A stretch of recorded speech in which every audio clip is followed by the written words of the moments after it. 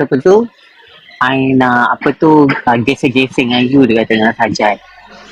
You gila ke apa? Macam mana nak buat? Kata, I tak potong lagi tau. Masa tu Sajat tak potong lagi. Lepas tu kata, api tu macam mana? Lepas tu pun Sajat power dia. Api tu kalau you nak bersama dengan I, bagilah duit untuk I potong. Masa tu dia bagi Sajat duit potong titik, potong dada je. Dia kata, oh macam ni susah lah, kena bagi duit lagi, kasi potong bawah pula. Dia kata macam tu. Yelah, mana boleh, kata.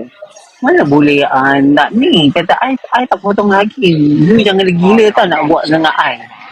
Dia kata apa, tak apalah, boleh buat juga lemah. Dia kata, tapi you pegang lah, you tutup lah. Kata, you korang geng, lepas tu you tutup lah.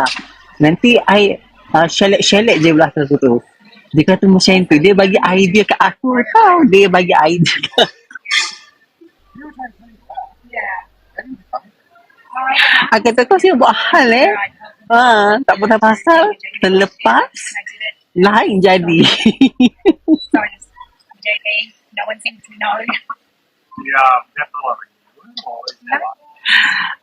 Kalau terlepas mana no? Kan? Kalau terlepas, contohlah.